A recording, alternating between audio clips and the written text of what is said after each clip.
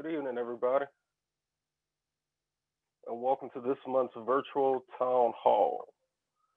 I hope that everybody was safe during the storm last week. Um, I know a lot of people have been without power for a while, and some people still without power. So I hope everybody's safe. I am the host, Jay Reed. The chapter says score the win, $3,500 and and I ain't even gonna touch your football until you get off your bank and my rich. co-host April Ham will be with us shortly. Um, Again, everybody's just kind of shaking around by the storm. Actually, April just made it on. Welcome, April. Just starting up.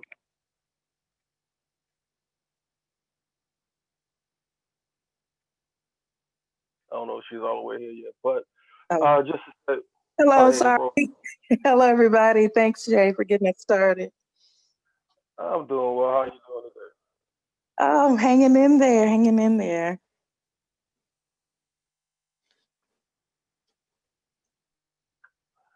All right, that's good. Uh, and please excuse my audio right now. I am working remotely from my normal location. Uh, Again, effect from the storm, so I'm dealing with it just like everybody else. So April, I was just telling everybody, welcoming them to the virtual town hall this month, and just letting them know that we are going to be talking about marketing their business, which is critical right now, especially since we're going into a traditionally busy time of year, which is the big shopping, gift giving season, which this month is normally your Black Fridays, your Cyber Mondays, and all the other good sales that start up in November and go through the rest of the year. Right. And so I think that a challenge for small business owners is, trying to kind of keep up with, sort of the mega corporations. But we'll definitely talk about that today, how us, smaller companies can take advantage of the excitement this time of year and, just be a part of it and, continue to keep our doors open, continue serving our customers, as well as gaining new customers this time of year.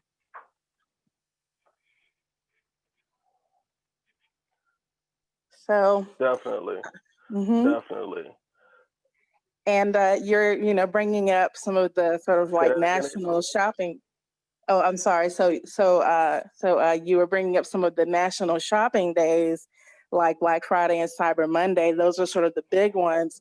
But we also don't want to forget about Small Business Saturday, as well as Giving Tuesday for some of the nonprofit organizations that are, uh, you know, not in the same category necessarily as small business, but small nonetheless. And so those are also both good days that happen all in that same weekend right after the Thanksgiving holidays. Yes, definitely. And I know you mentioned to me earlier that you wanted to kind of pinpoint some of those days today, just so our entrepreneurs can get an idea how they can capitalize on those opportunities.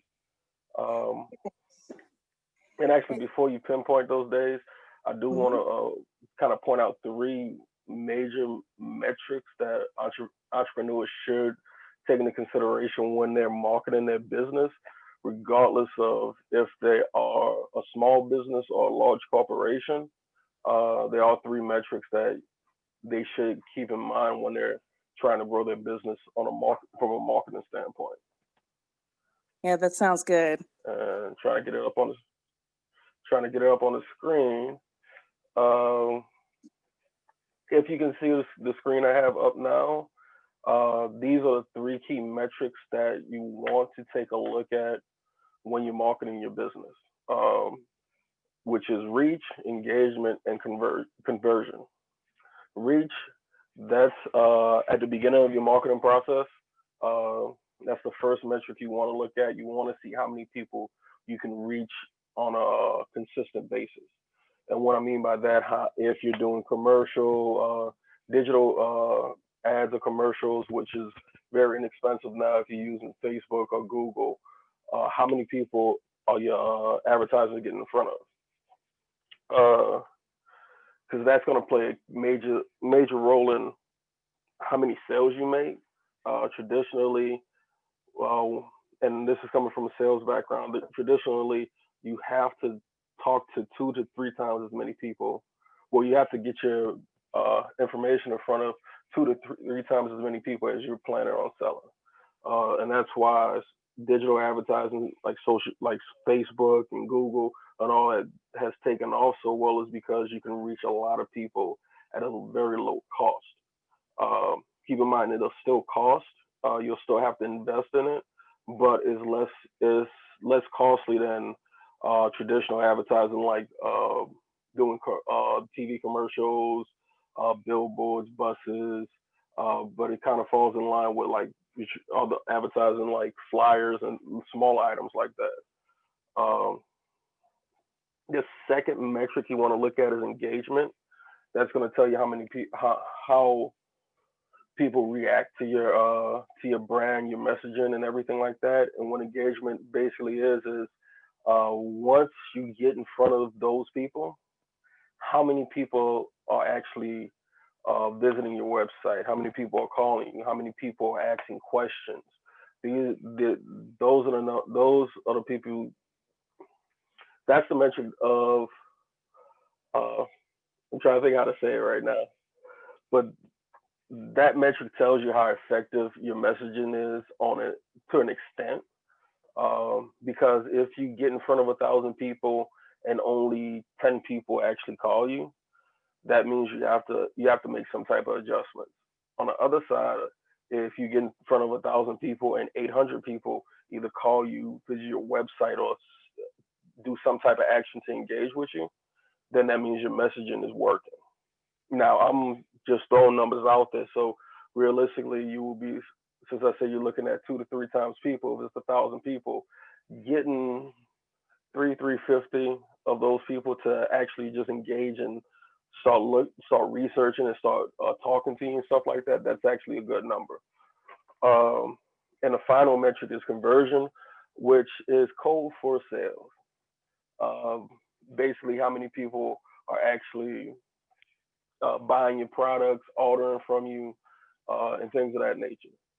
So of course we want to see those conversion rates high as possible, but it starts with how many people you reach.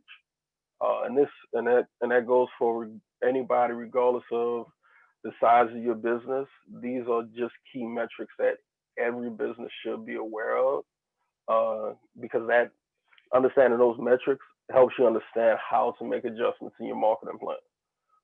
Just like your business plan, your marketing plan is a living document that changes, and it changes on people's engagement, um, the market, and things like that. So those are the three metrics I really wanted everybody to be aware of. There are others that you can add to that, and that's more like how many repeat customers you get, how many referral customers you get. That just tells you how your brand is growing. If you're getting repeat customers and referral customers at a high rate, that means that people have a positive image about your brand, and you can capitalize on that. Plus, repeat and referral customers traditionally yield a higher profit margin than 100% new customers, because repeating referral customers already like you and trust you for one reason or another. Either they know you or they know somebody that knows you and gave you a high recommendation. So it's easier for them to justify spending money with you, which means that you can actually sell more products to them from a traditional standpoint. But going back, you want to make sure you know how many people you reach on a regular basis, how many people you actually engage with that's visiting your website, conversations, things like that, and how many of those people actually purchase from you. So, with that being said, April, I will pass it over to you. Thanks so much, Jay. Those are all really great points, because at the end of the day, what doesn't get measured doesn't really get done, right? So um, we it's it's great when we have lots of creative ways to reach our customers and things like that. But if we're not measuring how our messaging is doing, then we aren't necessarily making the best use of our resources. So we definitely, especially when we're smaller, we want to put our resources, our time, energy, and money into the things that are going to be the most productive and the most effective in terms of reaching the right people, engaging the right people, and of course, the right people, meaning our actual customers. With all of that being said, let's take a look at some of the ways that we can reach out to new customers and existing customers this time of year. So as Jay was mentioning in the beginning, this is sort of like the holiday season, or rather the major holiday season for the year. And it's also the fourth quarter. So, this is kind of like the time when we're really looking at how did we do in the beginning of the year versus how we really need to close out the year. And so that can tell us how much effort we really need to put into this fourth quarter. Usually a lot, usually the most. And of course, that's going to be a little bit different for retail business owners versus service providers, right? We do tend to see more people buying their goods this time of year, whereas for a lot of services, this is going to be a really good time for you to be promoting your gift cards, right? Where people may not necessarily be coming into your service at this time of year because they're out shopping, they're out celebrating with their family, and probably it's a good time of the year for you to take your vacation too if you're a service provider, but you do want to keep your sales going this time of year. And so you'll be wanting to promote your gift cards that people can share as a gift, because it's a gifting season, and then, come and take advantage of it next year. But then, of course, that sale will have already happened. So during this time of year, a lot of the days that we mainly think about in the United States are kind of like Thanksgiving and Christmas, right? So, you're kind of thinking about your Christmas gifts. A lot of people start shopping right around Thanksgiving because nationally, a lot of our major corporations have sort of built up the whole Black Friday and Cyber Monday type of days.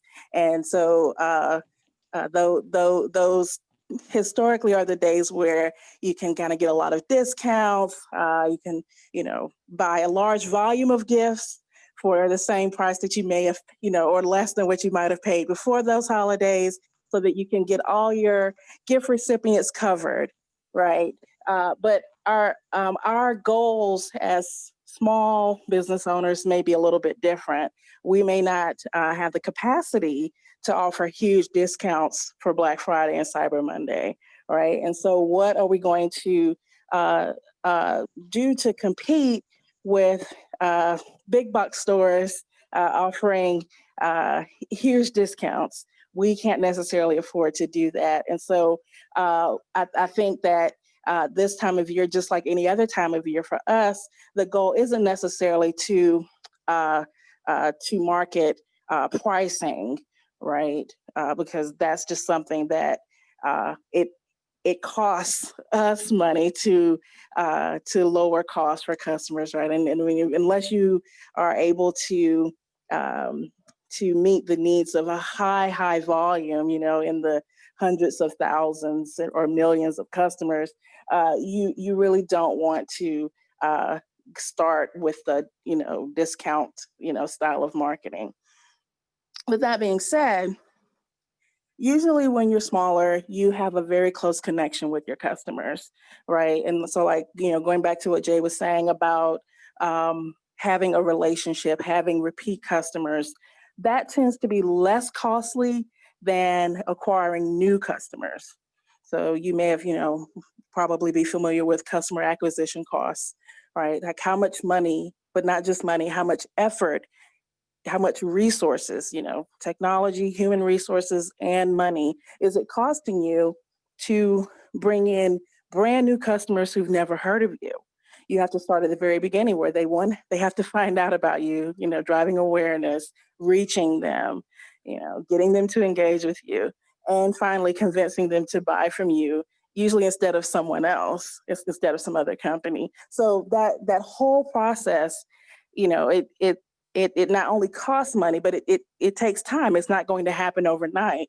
You may have to have 7 or more engagements, right, with a brand new customer, which may take 7 days, 7 weeks, 7 months, who knows? But you especially when you're trying to achieve a certain quantity of sales within a short time frame, like between Thanksgiving and Christmas, you really don't have the time. You just can't make up the extra months to cultivate those relationships with brand new people.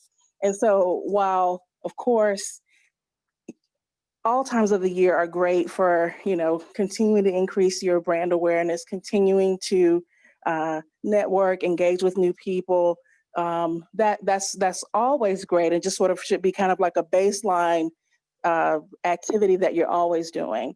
But I think that when we're talking about a short-term goal, like achieving a certain number of sales between Thanksgiving and Christmas, or increasing sales by a certain amount within 30 days, usually we want to be reaching out to the customers that we already have.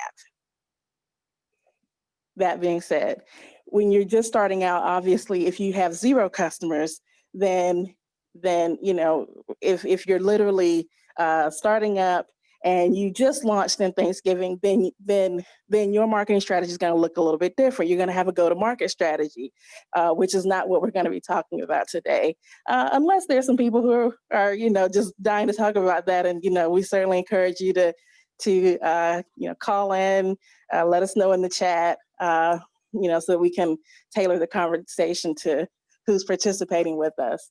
But for the most part, if you've been in business all year or the past year or more, then you're really going to want to build your strategy around sort of refreshing your relationship with the customers that you have. So that being said, it's important to really know your customers, right? What's important to them? Do your customers even celebrate Thanksgiving and Christmas? Because if they don't, then you may not need to necessarily send out the greeting card that says, Happy Thanksgiving to people who may find that offensive, right? You really have to know that about your customers, and and that kind of gets us to the point of you may not be sending out the same message to everybody, right? So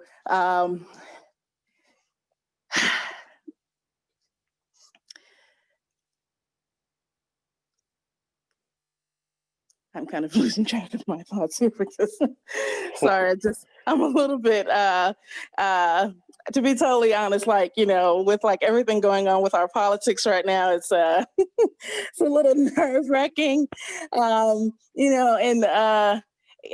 really just depending on the kind of business that you are, depending on the relationship that you have with your customers, depending on your values, your customers' values, you're going to want to streamline your messaging to align with the values that you most want your customers to recognize you for. And I'll just leave it with that. Moving along. Anyway, okay. So like going along, back again to the different, marketing types of holidays. Even within this short time frame from, say, Thanksgiving to Christmas, I'm just kind of using those as sort of a benchmark.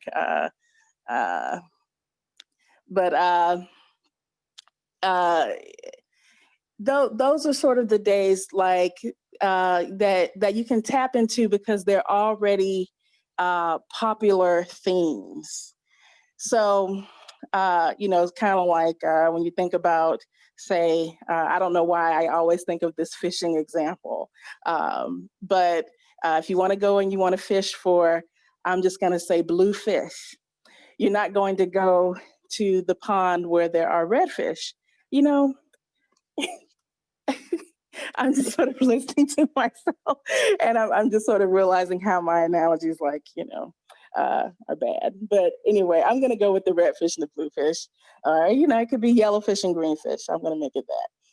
You're not going to go and look for your yellowfish in the pool where there are greenfish, and vice versa. At the same time, if you know that there's a pool or a pond where there are red, yellow, green, blue, all the different colors of fish, it's a very diverse pool, then you're not going to go to your diverse pool of fish and only market to yellowfish. You're going to, have your messaging that reaches lots of different audiences. I definitely agree with that. And not to interrupt you too much, but to give another perspective on it, if you're the difference between business to business sales and business to consumer sales. If you're doing general sales to consumers, of course you'll look at your general population. But if you're looking at more business to business, you don't want to focus on the general population because you'll be dumping a lot of money into advertising that won't necessarily reach your target audience. Um, so one of the things that I suggest doing, if you're going to business to business, really connect with like the chambers of commerce and your local economic development organizations, because they are well, they're comprised of people who work with business owners, and a lot of members are other business owners. So that'll be your pool of viable consumers if you're doing business to business sales, which means that you can control your investment a little bit more. You'll be more spot on versus if you were trying to do business to business sales in the general market. It'll be you'll be investing a lot of time and money with a lot of people that don't fit your particular target audience. Exactly. And so the same thing applies when we're talking about new and existing customer relationships. You want to have it. Just like it's going to cost you more money to acquire new general customers, I think it also costs money to acquire new business relationships, or cost resources, I should say, time. And so, again, this time of year, if you've been doing the work, cultivating relationships all year long, then when you want to reach out to your business contacts and say, hey, this is what we're offering at this time of the year, then you can kind of count on them, because you've established the relationship, to help you reach the end consumers, right? Versus having to do all of that work and effort yourself. So I want to try to think of some examples, some good case examples. Let's say there's a small bakery shop owner. There's I'm going to say medium size sporting goods store, and there's a dentist. Three totally different types of businesses. But guess what? The people who go to the dentist more than once a year is because they have a sweet tooth, and they're going in there, having best baked goods. And then they also want to try to go to the gym, so they go and get their workout clothes at that sporting goods store. So you see, even though these are all different types of businesses, even in just this sort of silly example, it's the same customer who's going to all those different businesses. And so one of the ways that we can cultivate relationships to help us reach the customer that we want to actually purchase our products is through these like business to business relationships. So if our baker goes and makes friends with the dentist, and they both make friends with the sporting goods store owners, which of course those relationships, like Jay was saying, can be sort of facilitated through like a chambers of commerce, through your different business organizations locally, then they all have a shared interest in that same customer, the one who wants to eat brownies and also work out and also go to the dentist, right? So we're still talking about that same, group of customers. So they all can kind of cooperate and collaborate together because they all have the same end goal of really pleasing their shared customer. So rather than for example sort of staying we say siloed, like kind of thinking like yourself as like an island.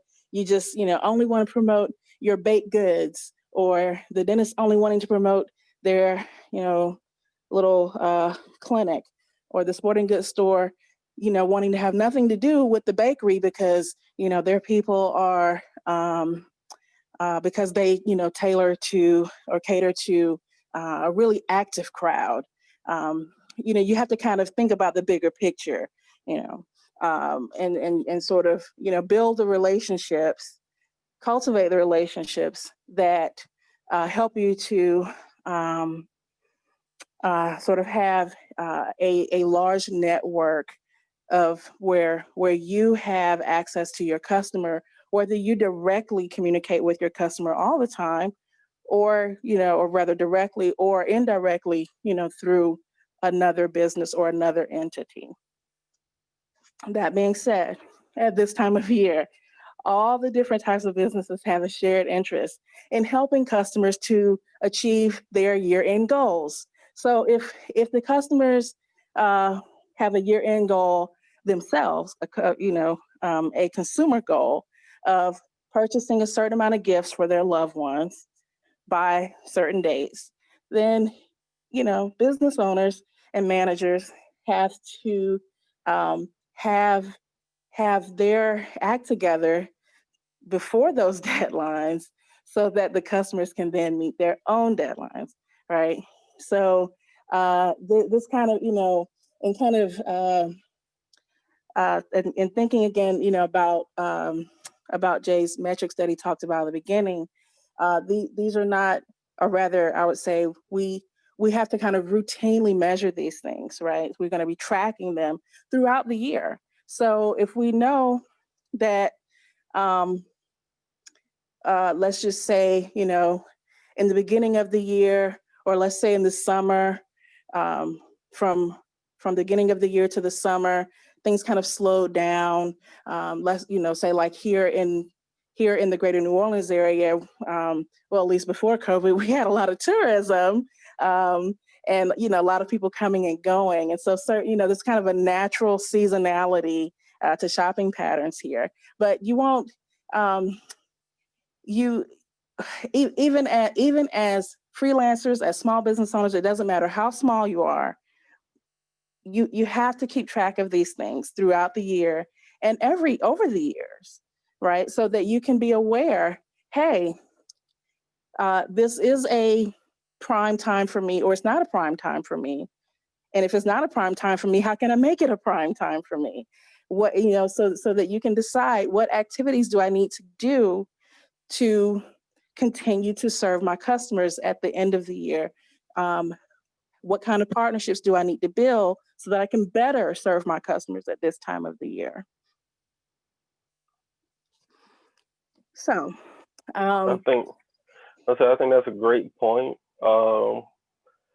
It you really have to look outside of your business to see how your business will thrive at times in marketing. Because you have to understand not only what type of relationships you have to build, especially with partner businesses, but you also have to understand how your customers or potential customers will value your product or service. So that means that you have to look beyond how running a business will benefit you and start looking at how that business will benefit the people you're trying to serve.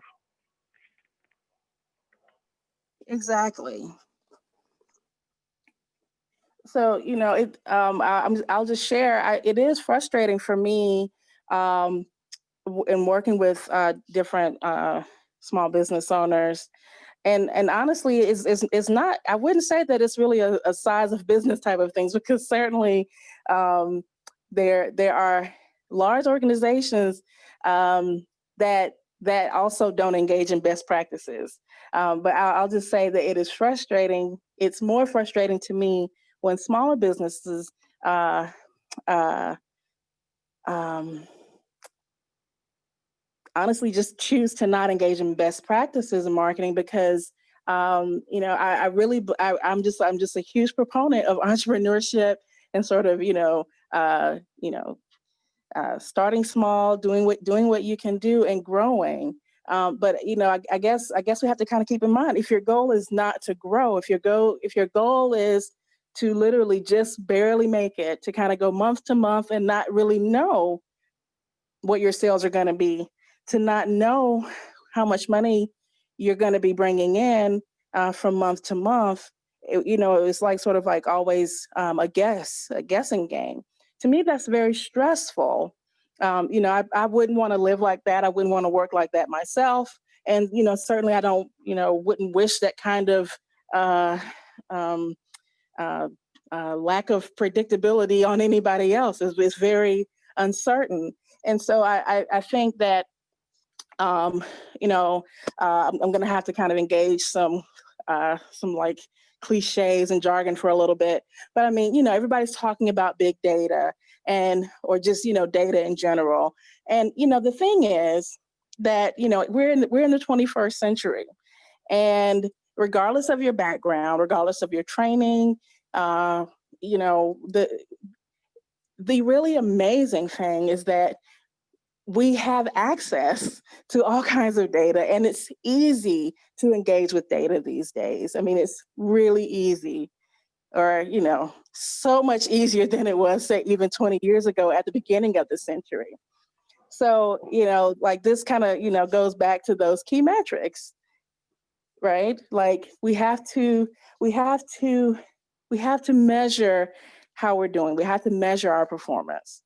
And so, I'm going to say data again. It's like, that dirty word, that scary word, you know, um, it's really, should be kind of as part of our everyday language that all business owners, all entrepreneurs, can use. And, companies like Facebook and Google, or, really all of them have made it very easy. They just literally organize the data for you and and and organize it according to some of the metrics that Jay was mentioning, and make a nice little graph for you to be able to see it.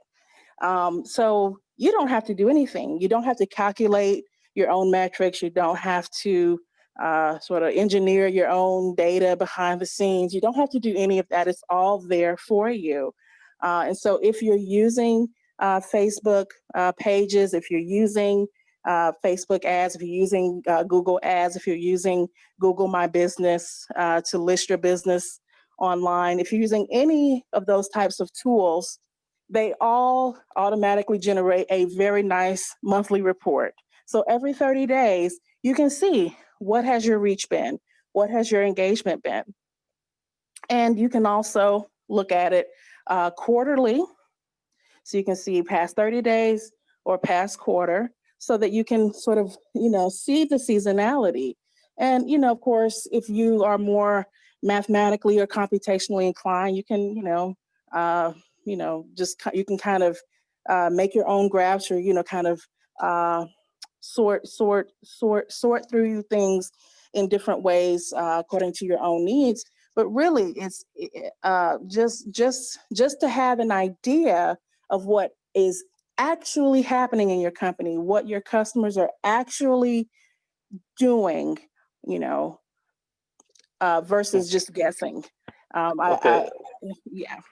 I'm sorry for cutting you off, but we do have an interesting question that you may uh, be able to shed some light on. I have my opinion on this, but Okay. we have a question that asks: is radio marketing still effective for businesses with the popularity of social media? Okay. Well, I'll share my opinion first. Radio marketing obviously isn't going anywhere. If it was dead, you would not, still have all the different stations, like our our various VJs and whatnot. So I mean, it's definitely still a thing. Now, in terms of is it still effective or not, or is it more or less effective than social media? I'm going to say that there's really no one strict answer. Like a lot of things, it depends, right? Like that's sort of a cop out answer, but I mean, it really depends. It depends on what where are your customers, and this kind of goes back to the beginning of how we have to know our customers. you know if you're trying to reach new customers, and you've sort of done some initial analysis and you think that the people who will shop with you listen to a certain station, then sure, I would say that it's worth it to engage with that radio station. Obviously, you would probably want to try to get some earned media with them versus paid media at first, right? You're going to want to kind of build a relationship with them, a business to business relationship, so that they will feature you and want to, invite you to talk about your business. And certainly that's going to be a little bit easier locally than nationally in the beginning. However, of course, if you are not necessarily brand new, but you've kind of been in business, let's say that like this year will make a year for you, then you should have some data that you can access to see who are your customers, what are their interests, what do they do, what do they listen to? Because, even if you think, hey, I definitely want to invest in some radio advertising, which station? You don't just invest in radio. You invest in a particular station because that station reaches your audience. So like if you have data, if you have any evidence whatsoever to suggest that the people you want to reach are easily reachable via a particular station, then yes, I say go for it. At the same time, more than likely, the people who listen to that radio station, many of them, I won't say all of them, but certainly many of them will engage with that radio station's social media. So, and most likely that radio station has a huge following and has invested in monitoring the engagement. And so when you pay for any type of advertising, usually what you're paying for is reaching an audience, right? And so if again, if you think that this particular radio channel has the attention of your potential customers, um, then you would want to discuss it honestly, or kind of download their media materials. Usually they have them on their website, which tells you here are our customer demographics.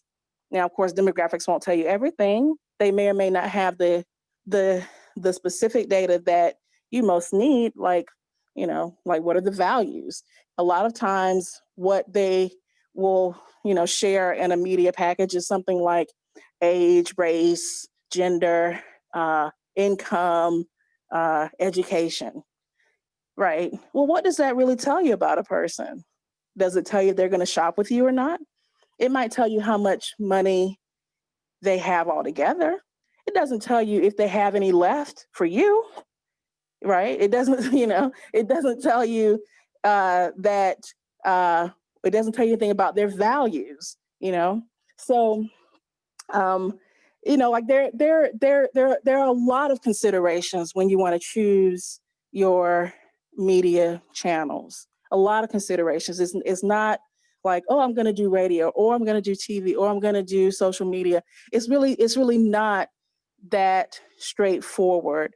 It definitely requires some analysis before you spend any money, but also before you spend any time, right? Especially when we're starting out, I just always emphasize this. Time is just not, time is not a, rather an abundant resource. It's an extremely limited resource, right? So I'm going to stop there. I know Jay said that he has an opinion on radio. So what are your thoughts on it, Jay? My thoughts, and it's not that far from what you were saying. My thoughts are it will definitely depend on a couple of factors. Um, and I'm actually going to bring it back to what we talked about in the beginning, those three key metrics: reach, engagement, and conversion. Uh, when engaging effectiveness on marketing, and this is just what I take a look at, uh, I look at what metrics will it directly affect. So when I look at a communications channel, I want to, I want to have a good idea what metrics will it increase and how will that affect the bigger picture. So taking radio, for instance, radio, I would, me personally, I would not look at it as something that will drive massive sales directly, increase some conversion, increase my conversion rate at a higher percentage. However, it will have an effect on my conversion rate because if if I do it properly, radio marketing will increase my reach, which will help increase my engagement. So I would, me personally, I would target my messaging in especially paid advertising into creating some type of engagement because from a sales standpoint, once you're able to engage with somebody, it's easier for you to get them to convert. So to to kind of sum it up, depending on how you use the radio advertising, just like television advertising, billboards and stuff like that, it can be effective. It's just like a tool in a tool belt. Like a hammer, it's mainly effective for pulling out nails and hammering in nails if you have the right hammer. I don't expect to build a whole house with the hammer, but I do expect to help lay the foundation, um, get the framework up with a hammer, do some finishing work with a hammer. Um, so with radio, that's more to me is more on the mass marketing scale. Um, and it could when I say mass marketing, I'm talking it could be a local thing. It's just increasing your reach, basically. And you may hear this in some sales and marketing conversations. Uh, People talk about sales funnels. It would be at the top of the sales funnel where you would put out the word so everybody knows that you exist, and you tell them where to find you, where to find your website so they can learn more. I think that's where it's more effective at.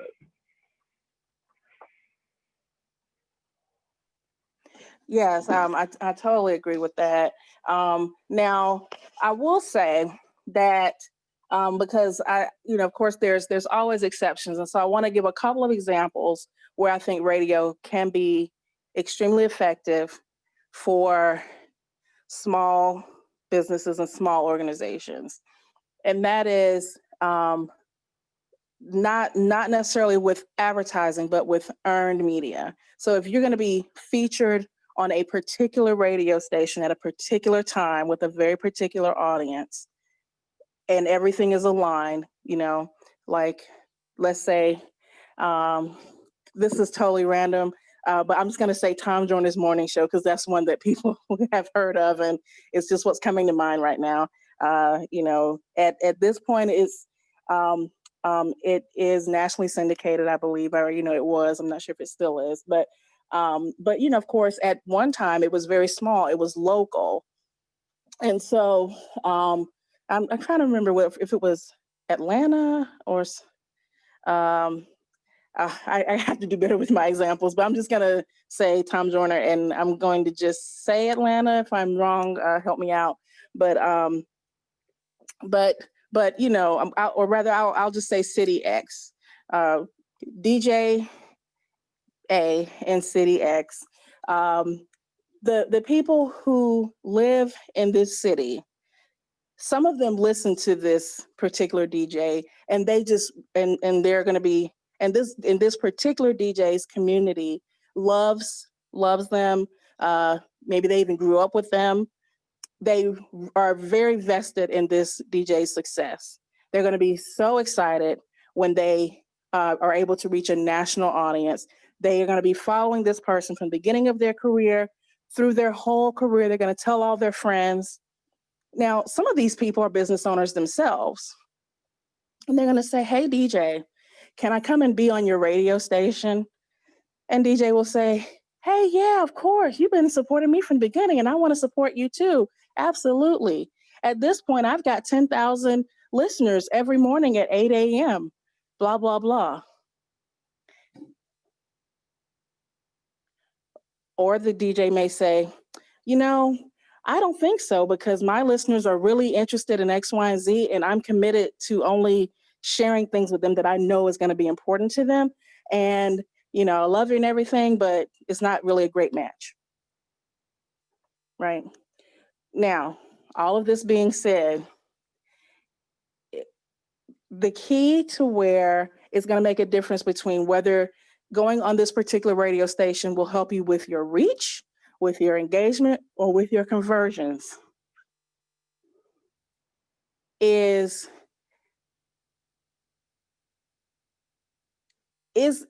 there, and I honestly, I guess that this may be a good time to just kind of talk about some other like kind of key terms like novelty, scarcity. What is special about what is being offered to this particular audience at this particular time of day with this particular DJ?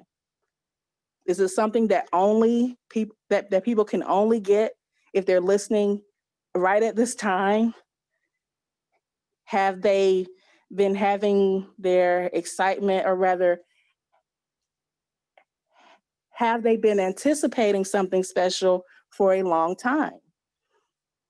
So, I think, well, honestly, I kind of lost. I kind of went a little bit broader than where I was kind of initially thinking, but so that's kind of one example where it can be successful. But again, it's like when we're just talking about hypotheticals, it's kind of difficult. I'll give another example, and this one's is very small, which is a very small museum in a very small town. Whenever they have an event, they go and they go and they make an announcement on the radio, which is a local radio station. It's not one that we would have heard of, outside of this small town, or and certainly not outside of that state. They go on the local television show. They have a feature article in the local newspaper, and they also go out and they speak to their friends and neighbors at different other community events and so forth. So they're doing a lot of traditional marketing. Everything's local, right? Everything's local. Their radio radio announcements, I'm going to say, because of course it's like earned media. They're not having to pay for this every time. They have a relationship with all the local media, such that every time they have an event, they can go and share what they're doing, without having to buy into any advertising. And it's effective for them because it's routine. People have heard of them before because they've been on the radio station before. They've also been on the television station and in the newspaper. Some people may actually follow them every time they make an appearance. They watch them on the television, they watch them, or they hear them on the radio, and they read about them in the paper. I'm imagining that some people actually, do receive all of those messages. I'm imagining also that most people probably only receive messaging from one or two of those sources. And for those particular people, those traditional types of messaging are very effective. At the same time, this particular organization was also wanting to reach a different audience, one that isn't listening to the radio, isn't, especially not the local radio, and they're not watching the local TV station, and they're not reading the local newspaper. They may not be reading a newspaper at all. So they're wanting, it's kind of like a technical term for this is like the counterfactual. What is kind of counter to what you're normally observing. What is the gap, right? That's kind of another term. Where is the gap from what you normally are able to achieve to what you want to achieve? And so then that's where they are now trying to balance it with social media, because one, some people are just not going to engage with traditional marketing, or if they are engaging, they also expect to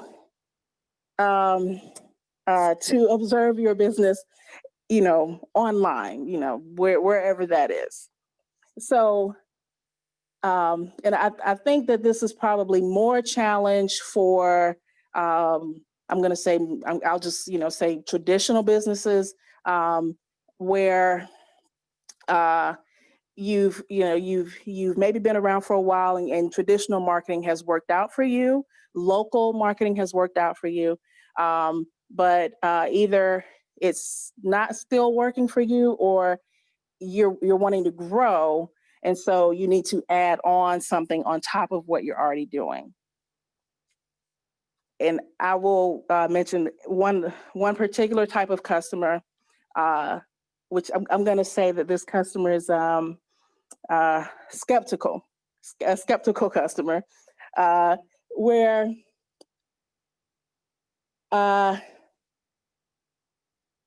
they want to support you, but they are not sure, so they're on the fence, and they're very impressed that you've been on the radio and on the TV, but they don't really see you on social media, where they spend more of their time. Like maybe this person goes on Instagram, and they want to see you there, and you're not there at all. And so then this particular customer has a question mark. And so, if you want to convert this particular customer from having a question mark to having an exclamation point, from confused to convinced, or, on the fence to, being very enthusiastic, then you've got to reach this person exactly, not just where they are, because they kind of engage a lot of different sources of media, but where they prefer. And so at this point, we're really saying how much effort this is, how much effort this takes. And so that goes back to my key, or just like my really strong value of making the best use of your time, as sort of that most, or rather least abundant resource. Because so far in these particular cases, nothing I've mentioned costs any money. It's all earned, organic. Nothing has cost any money. But if you want to get those customers without spending any money, then you have to have those routines. You have to have the relationship with the radio station, with the TV station, with the newspaper, and also with the specific individuals and the specific audiences on their preferred social media. So that is, a very comprehensive multi-channel or like omni-channel marketing that, really at that point, you even if you're not spending money on advertising, you might need to spend money on human resources to manage all of that, right? Because who's going to sit there and do all of that? And even if you automate a good bit of it, who's going to do that? And who's going to monitor it so that, people aren't just receiving messages and not able to actually interact with a human. So, well, I'm kind of, we're like kind of, getting into a lot of details and dependencies and so forth. And, but I mean, I worry that many people, especially who are new in trying to build their business, have been convinced that it's easy. And, the fact is, it doesn't have to be necessarily difficult or confusing, but it's not easy. It definitely requires a lot of effort in order to work, in order to be effective. Yeah, I just want to jump in and kind of piggyback on the cost cost aspect of things. Like April said, there's a lot of things out there that don't cost money, but you will invest something. You'll invest time, some type of resources. There's going to be some type of investment. So one of the things you want to do when you're looking at developing your marketing plan or strategy is what resources do you have that you can invest? Not just money, but time and other resources. Can you automate a few things? And like April said, who's going to do it? When we're dealing with marketing and everything for the SCORE program, I have to look at all those things. How are we going to get in front of entrepreneurs? How are we going to share the information that on events and things that are coming up?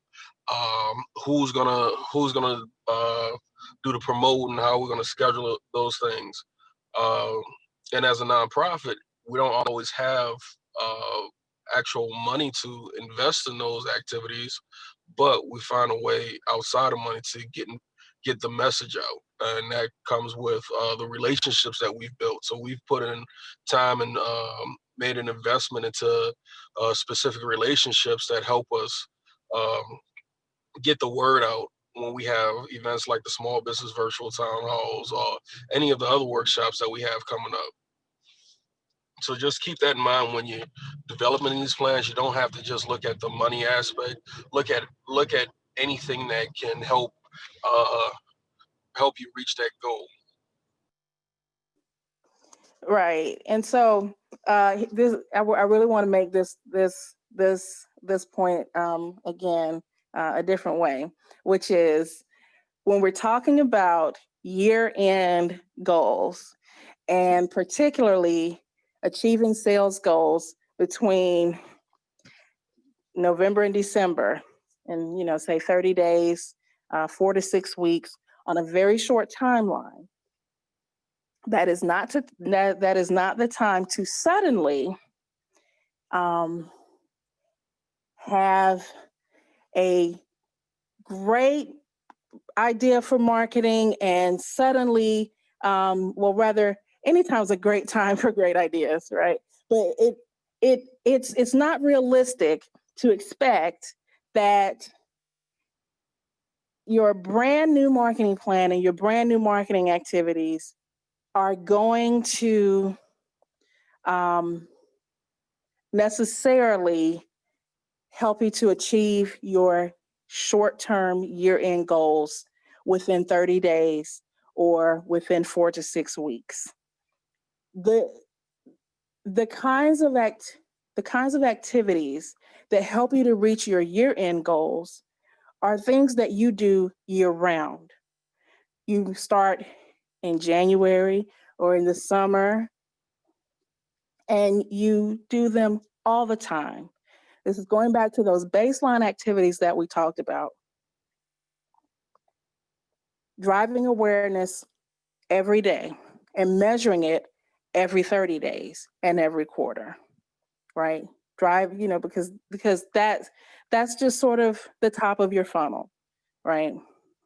When people are just finding out about you, that can be happening all the time. If people are just finding out about you in November, they may or may not become a customer in December.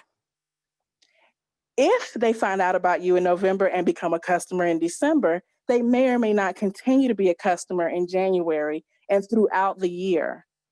And so even when we have a short-term goal, like increase sales between November and December, or achieve so much sales within this time frame. Even when we have that kind of short-term goal, we have to plan out for it well ahead of time. When you're going to achieve a year-end sales goal, you achieve it because you've put in all the planning and effort a long time ago, the year before, or at least during the year.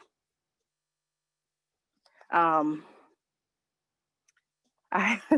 hate to. I don't want to sound like negative or, but I see this all the time. I don't know about you, Jay, but where people really do expect to have done nothing, to literally have done no marketing all year long, and then become in November, and then they're sad in December. And I feel bad. I I want everybody to be successful. I want to personally be successful. I want everybody else to be successful. I want everybody to meet their year-end sales goals. But it is very challenging to meet a short-term goal with no planning, or to meet a short-term goal at the same time, that you're suddenly only starting your planning. I don't know what your experience with that has been, or like if you want to talk a little bit more about that, I guess in terms of just like your marketing operations, when you're doing your marketing activities and when you can expect the results. First, yes, I have seen that. I have seen a lot of people try to jump into sales and marketing and get that quick return on investment. Does not always work. At least 90% of the time, it doesn't work.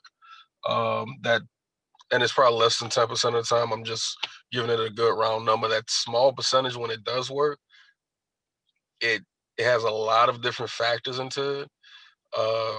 That's when you're dealing with and I'm going back into my salesman days. That's what you're dealing with, a natural salesman, and those are the people that are very charismatic, and those are natural influences.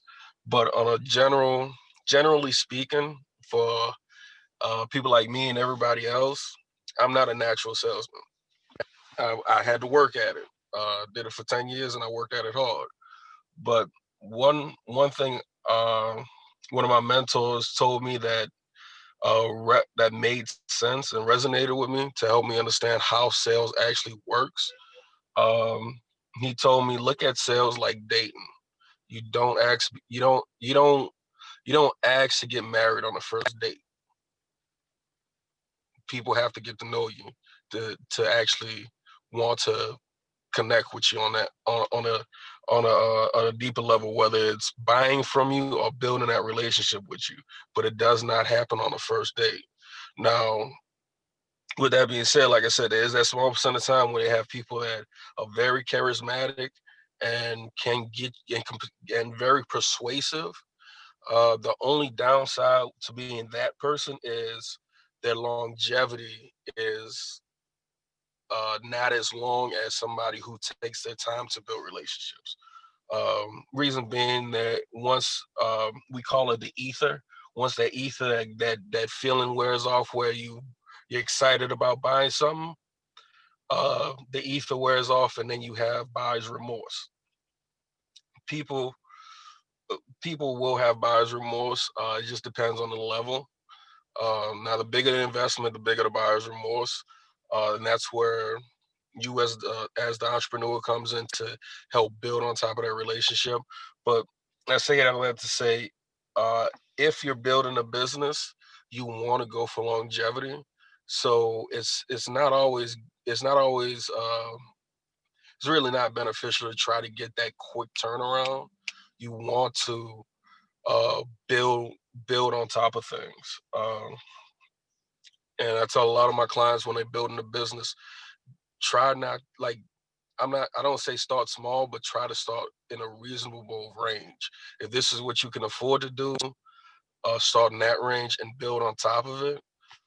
Don't try to start. Don't try to start at the $1 million level if you've never managed $1 million organization.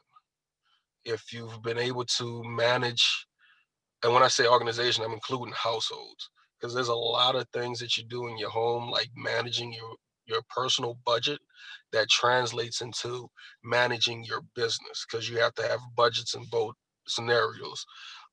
You have to maintain your house, you have to maintain your business. So if you're not used to handling that high level of organization, start where you're at.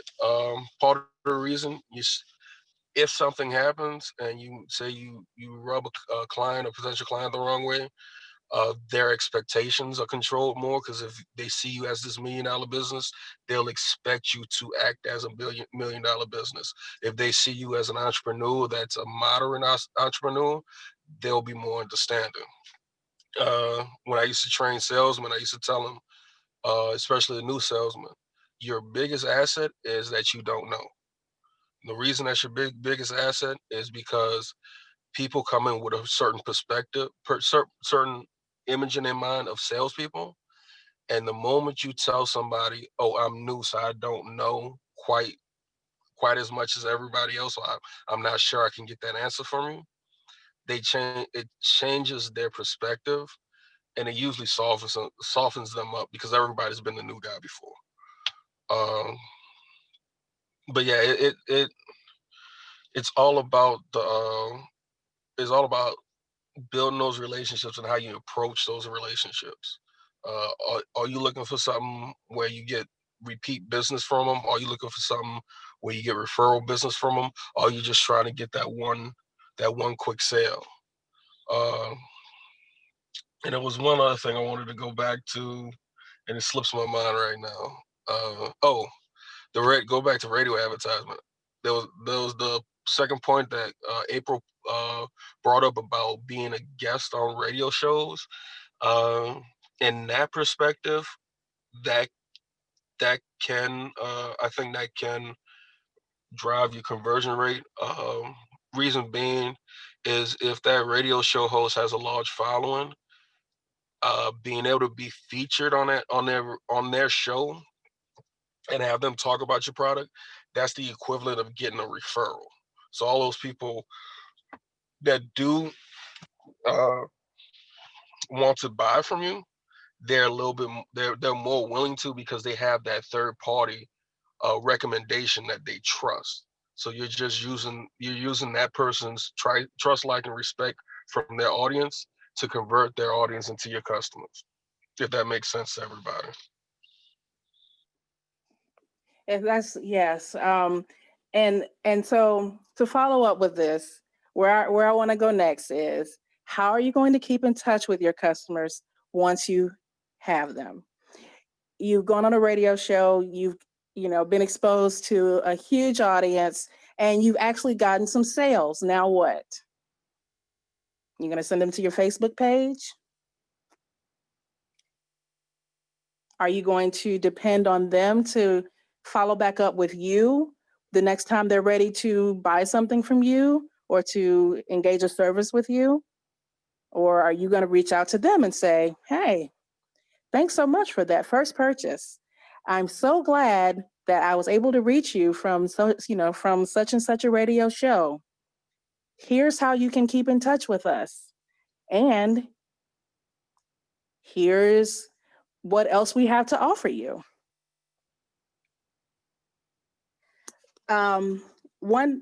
The reason that I bring this up is because I think that, especially during very challenging times, and like right now is like some of the most challenging times, or rather maybe even the most challenging times that any of us have experienced in our lifetime, right? You know, certainly, you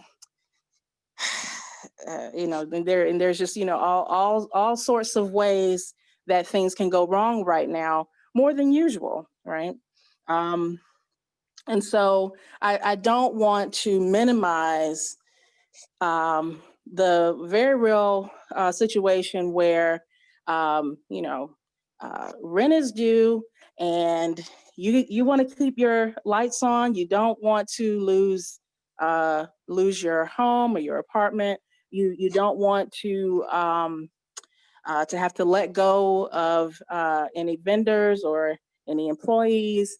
And so even if you want to be thinking long term and planning 6, 12, 18 months out, 5 years out, you still really do have to think in terms of, you know, week to week or sale to sale, and everyone counts.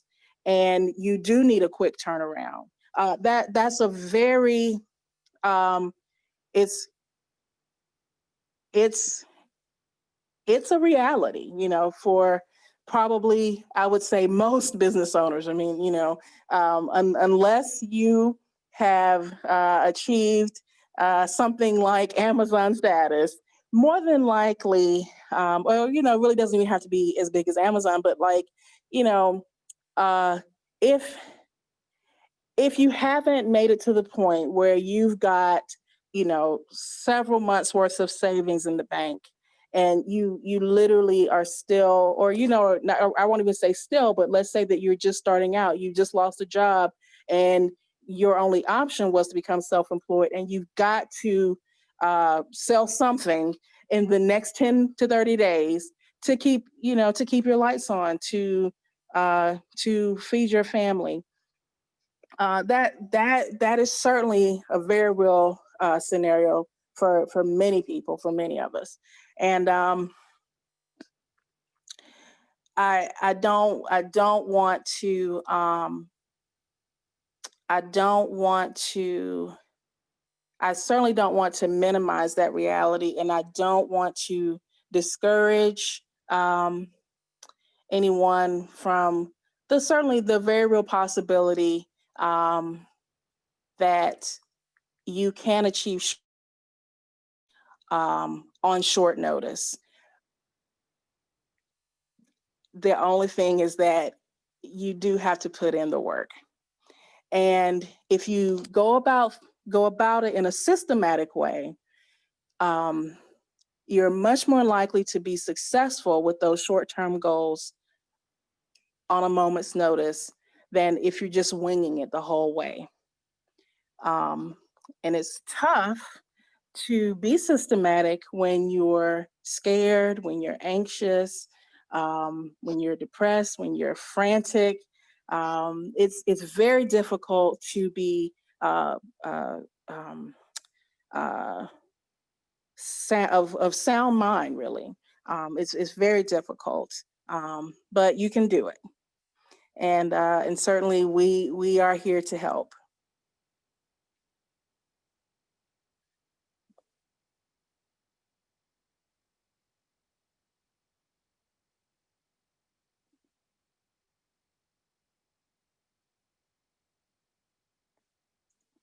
So, Jay, can you think of any times where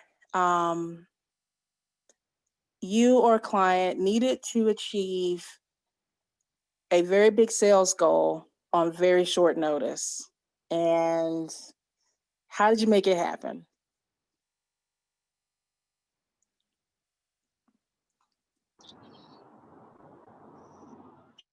That is an interesting one. I'm trying to think. Trying to think of what we had to make a real big sales goal at a short time. Um,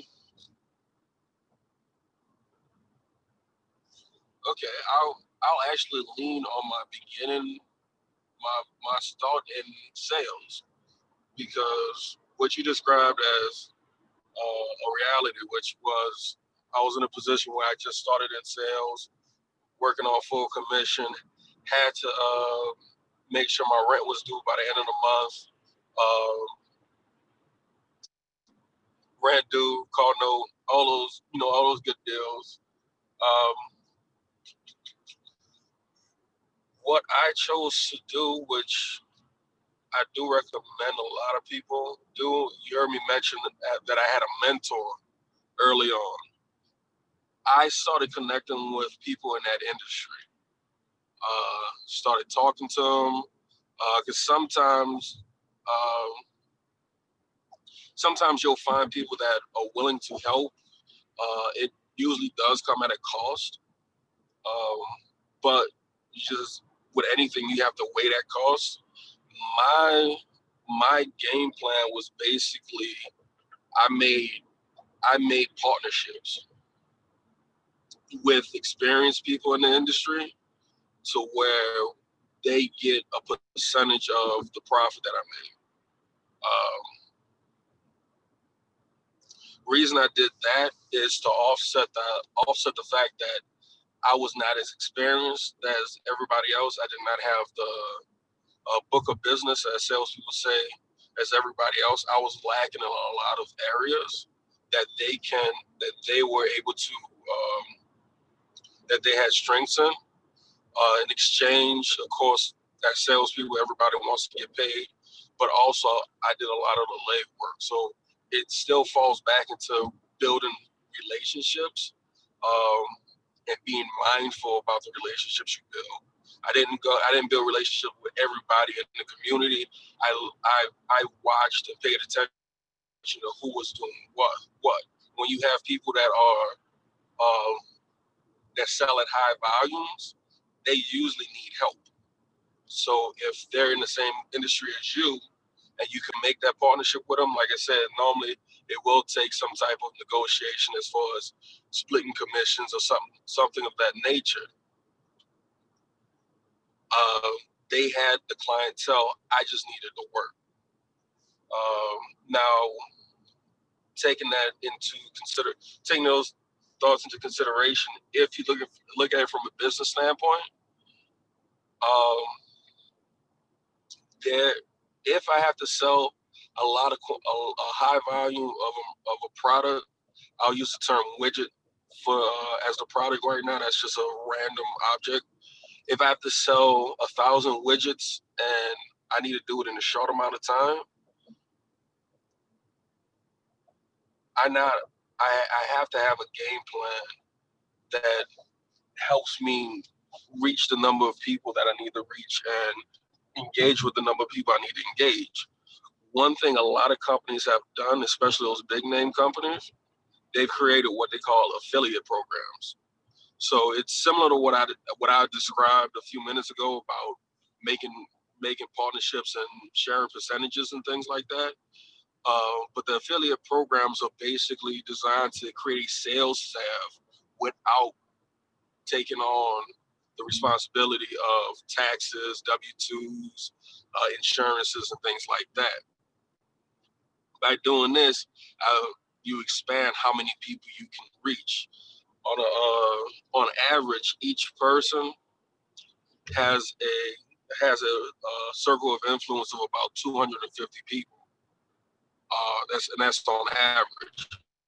So you'll have people that have social media pages with thousands of followers. You have people that may not have a lot of people on social media pages, but they do a lot of work in person, where they know a lot of people in person.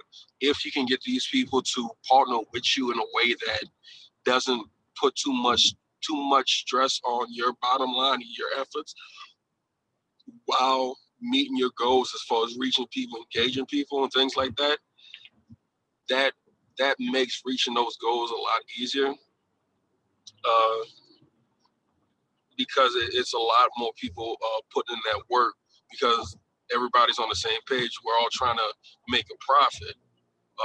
You just have to design it to where, like I said, you don't have to take on all the responsibilities as a employer, but you get all the benefits of having that sales department.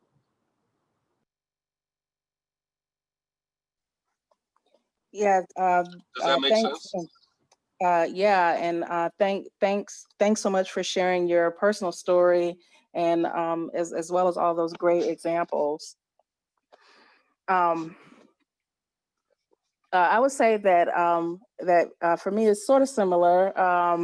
I want to emphasize the concept of mentoring. Certainly, I would say that. Well, I'll say it this way. A lot of times, people will think that some people will think that the best way to learn something new is to take a class or to, in a classroom. Uh, and, certainly that's a great way to gain new information. But you can certainly reduce the learning curve by seeking out uh, or rather building strong relationships with people who simply know more than you, and who are willing to just share those lessons with you, life lessons, stories from their experience um, that they, personally have either observed or experienced themselves, which, you're just, um, you may get it in a textbook, you may get it from a syllabus in a class, but as you are building different relationships, um, a mentor is someone who takes a personal interest in you. So, whereas, courses and textbooks are kind of designed for a very broad audience. They have a lot of general information. Um, you know, a mentor is going to, um, you know, one, share their personal journey, but also, yeah, ask you about your personal goals, and try to help you avoid common pitfalls. Like you're walking down a road and you're about to fall in a ditch, and you don't even see it coming because you're looking straight ahead versus at your feet. But this mentor um, has sort of a broader view, or they've been down that road before, that exact same road, and so they can just tell you, hey, in about 50 feet, watch out for that ditch. you know. Uh, and I I can't stress the value of that enough. Um, I really can't. There's no dollar figure you can put on avoid. Well, actually, I'm almost certain that there's a way to calculate this, because people and companies make mistakes all the time, and it costs X amount of dollars. And so, by not making those mistakes, you cannot. I really can't say that you can save yourself those dollars, but you can certainly avoid these experiences costing you those dollars. And so, certainly seeking out mentorship in the relationship that you're building is certainly one way to do that. Um, so we're getting close to time.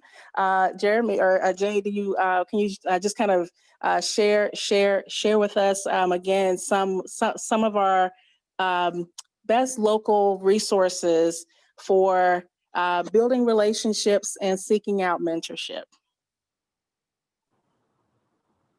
Are happy to do that. Unfortunately, I had to turn off the computer, so I won't be able to put a lot on the screen. But I always tell people start off with your, especially when you're doing business relationships, start off with your economic development organizations, your nonprofits like SCORE, LSBDC. You can talk to as well as the SBA because they have some guidance they can give you as well, depending on what you're looking for. Also, look at your chambers of commerce. Chambers of commerce are organizations designed to bring businesses together to help facilitate those interactions. I'm actually an ambassador for the New Orleans Chamber of Commerce, and we're real big on building relationships. We have virtual meetings. We just had a small face-to-face gathering,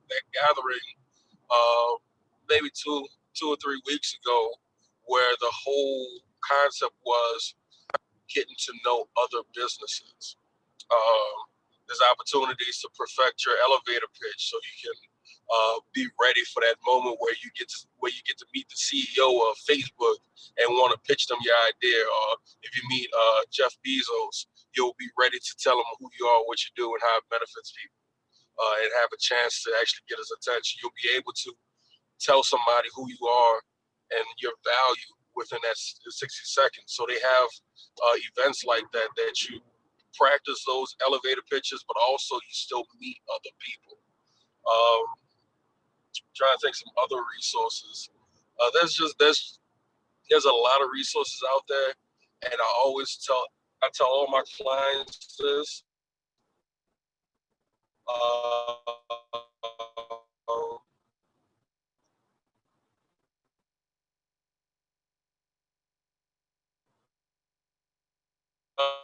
The SBA business resource guide, because they has a lot of contact information and people that you need to know, whether it's general business development network, or if it's who to talk to when you need funding for your business success. There's even in there information on if you want to get into government contracting, who to talk to, certifications you need to get. So definitely, if you're in business or starting a business, definitely get that resource guide. It's like I call it the small business white pages. That's the book that you need to reach out to everybody you need to talk to. But and that's a good place to start. And as you talk to other organizations, they can point you in other directions. Like if you're in New Orleans area, and I think there are more than just in the New Orleans area, but there's an organization called State Local that specifically works with local businesses to facilitate their growth. We're building connections, building opportunities, promoting their businesses.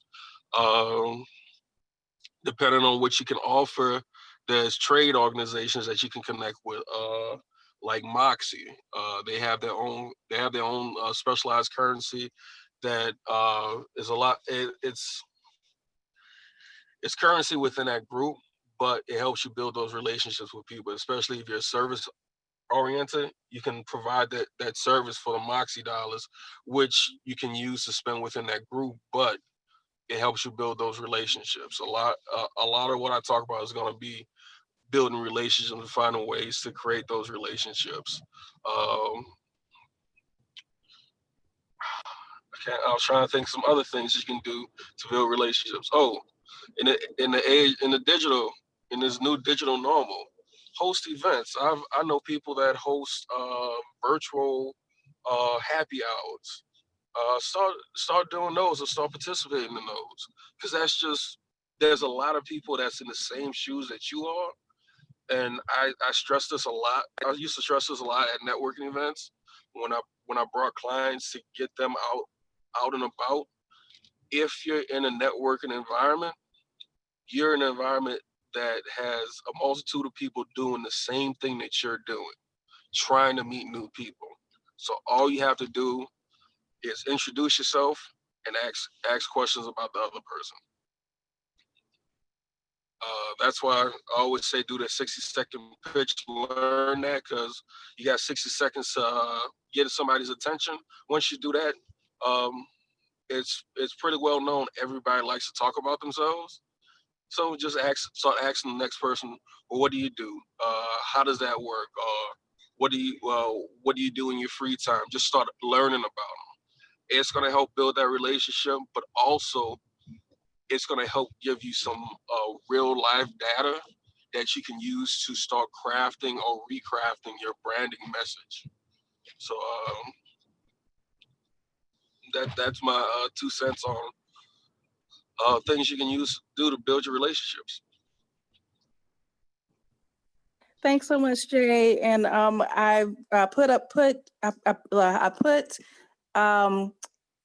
a link in the chat for a calendar of holiday awareness days that you can use for choosing key days and dates to build your marketing messaging around, especially at the end of the year, as well as some of those different types of resources that Jay mentioned. You can simply look for them using your favorite search engine. And certainly you can email us to get more information or to get a link to a particular resource. But that's all the time that we have for today. Thank you all so much for listening in. This was a great conversation, Jay. I'm looking forward to doing it again next month, every first Thursday. Awesome. It was a great conversation. I want to again thank everybody for coming. For joining us. I keep saying coming like we're in person. I just can't wait to get in person again. And I'm the tech and I'm the techie, and I'm ready to get away from tech. So that tells you how rough this has been. But yeah, thanks everybody for joining us. If you have any questions, want to start building your mentorship team, you can reach out to us at neworleans.score.org. If you want to learn more about resources from the SBA, who has some great resources, especially some certifications that can help you build your business, you can go to sba.gov/LA. There's actually the small business resource guide that's on the website that you can download. If you don't find it there, you can reach out to SCORE and we'll provide you with it as well. I do want to make a side note. The office is moving, so if you see the Canal Street address on there, that office has moved to Pargers, I believe. I don't have the exact address in front of me right now, but I know it recently moved. But we're still here to help, still in the city. So if you go to those websites, you'll be able to find contact information to reach out to everybody. And like I said, if you go to neworleans.score.org, you'll be able to connect with some mentors. We do have a lot of educational information on there, some templates for business plans, marketing, finance, you name it, it's probably on there. Hey, Jay, this is Joe. So, how you doing? Can you hey, hear me? Joe, how's it going? Okay. I can hear you. Okay, I was trying not to interrupt, but we have moved. We're at 500 Quadras, Suite 828. We're still in phase one of transition of reconstitution, so we're not able to visit with people face to face. However, we are taking calls at 504-589-6685, 504-589-6685, and scheduling virtual meetings with individuals. And we're still doing a lot of the monthly webinars that we normally do, like the one in New Orleans and what we do in Baton Rouge. And in addition to that, we're just doing stuff all across the state. So all of those events are posted on our calendar of events, sba.gov/LA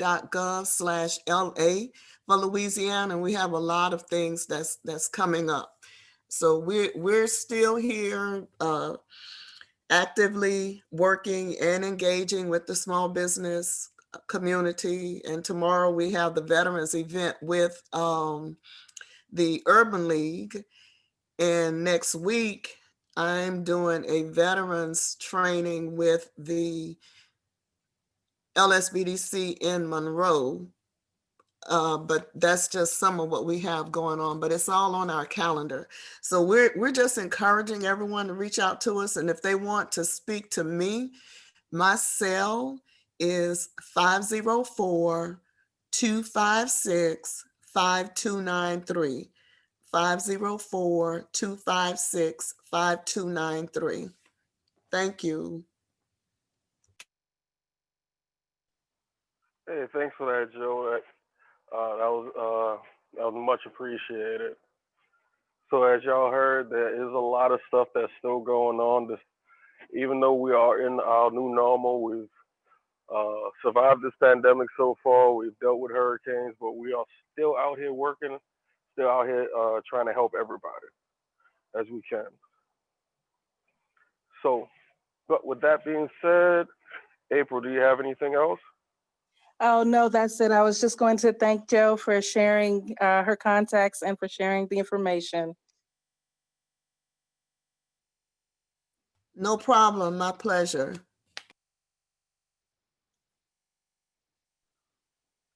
All right. Well, with that being said, thank you once again for joining us. We'll see you back next time on the first Thursday of December. Y'all have a good evening and be safe. All right, good night. Night.